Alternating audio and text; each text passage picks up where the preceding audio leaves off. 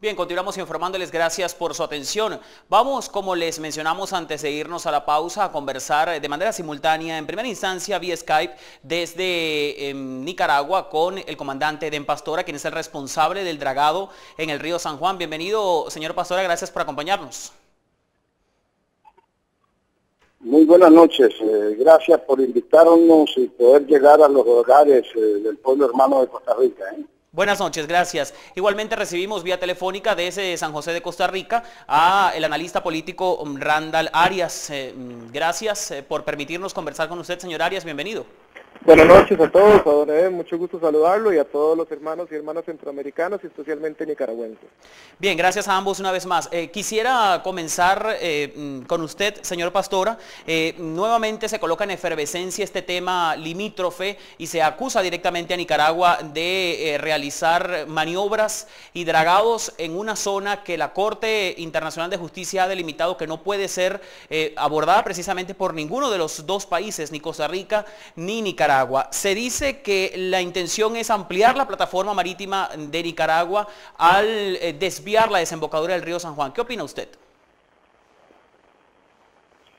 No hay nada de eso, hermano. Estamos limpiando el río y doña Laura habla de 2 canales.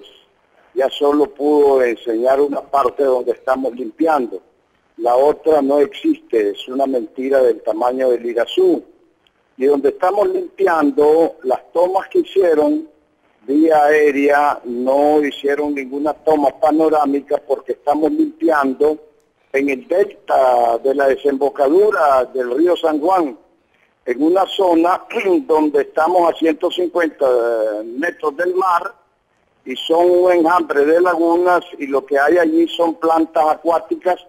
Estamos limpiando de yucas acuáticas, estamos limpiando de lirios, de gamalotales, de chorega, y eso es lo que está pasando. Por eso es que no hicieron ninguna toma panorámica del lugar y por eso nunca enfocaron al lado izquierdo donde está la desembocadura del río a unos cuantos metros. Bien. Y solo hicieron tomas al lado derecho.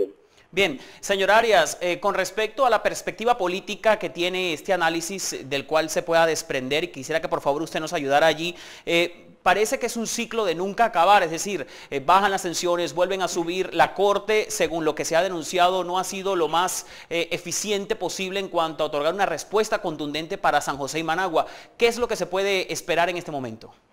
Sí, ciertamente ese es el tema más preocupante y como ciudadanos y ciudadanas de Centroamérica y particularmente vecinos entre hermanos, el tema de fondo es por qué los gobiernos finalmente no pueden ponerse de acuerdo. Y obviamente en este caso ha habido una seria dificultad de entendimiento directo, realmente la comunicación se rompió en ese sentido.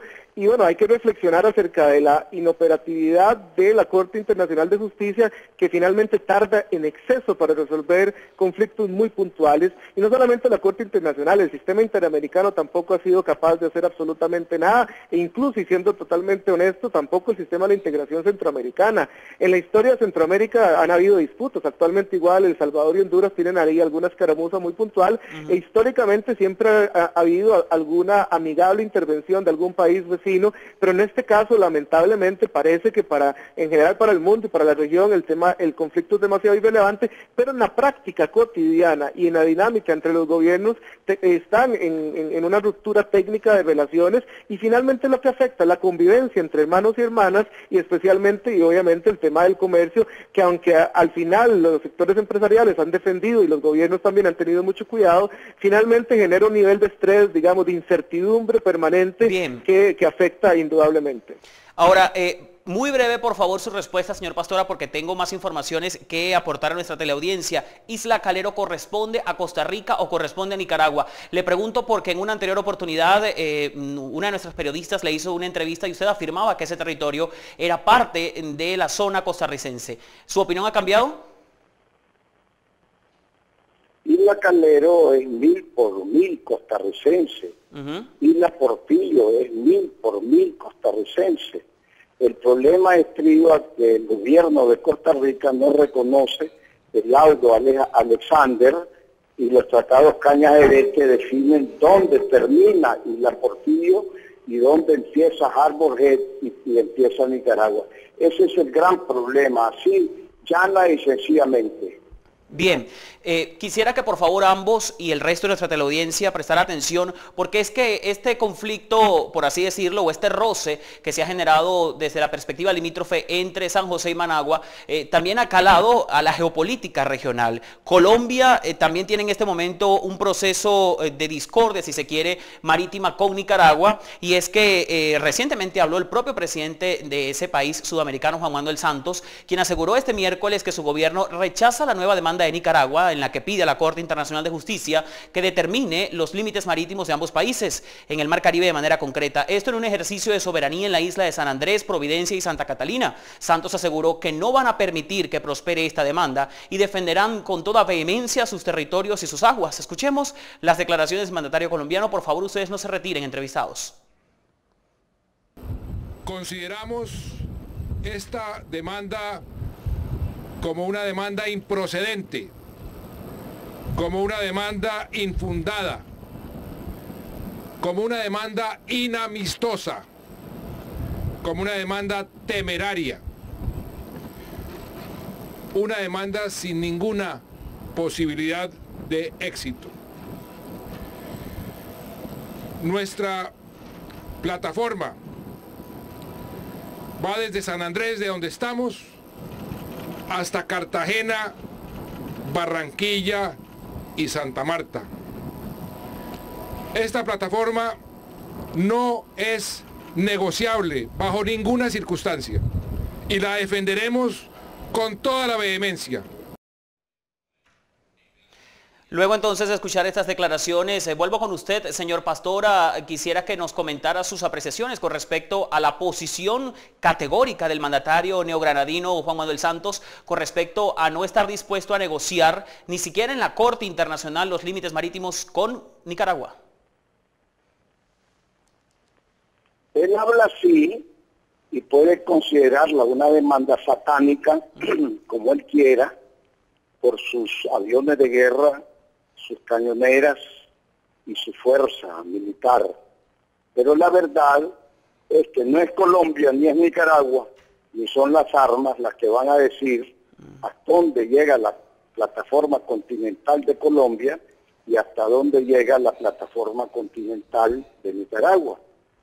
Como pueblo y gobierno civilizado, y como yo, Edén Pastora, un hombre educado, culto, considero que es un tribunal de justicia, el más alto tribunal de justicia en el mundo, la Corte Internacional de la Haya, la que va a decir hasta dónde termina Nicaragua y a dónde comienza Colombia. Bien. Que de la misma forma se expresaba cuando la Corte Internacional estaba en litigio en la Corte Internacional de Justicia en las aguas continentales nicaragüenses, las aguas marítimas, y la Haya falló. Y ahora Colombia tiene que aceptar el fallo de este juez. O lo acepta o lo acepta. No le queda otro camino.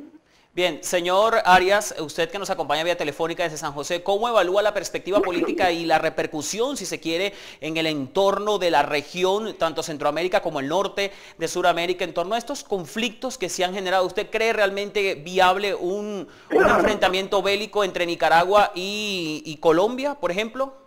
No, yo no creo desde ningún punto de vista que ese escenario sea viable, ni de lejos, y no solo por principio y convicción, sino que no lo veo viable. El tema de fondo, y usted lo señala bien, es todas las consecuencias para las buenas relaciones en el ámbito interamericano.